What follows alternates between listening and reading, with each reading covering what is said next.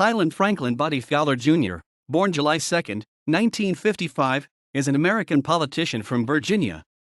A member of the Republican Party, Fowler is the member of the Virginia House of Delegates for the 55th District, succeeding John Cox. In 2015, Fowler was criticized by media outlets and fellow members of the Virginia Assembly for sharing a meme on social media that some considered racist. During the 2019 session of the Virginia General Assembly, Fowler voted to pass by indefinitely the Equal Rights Amendment while it was in a House Privileges and Elections Subcommittee.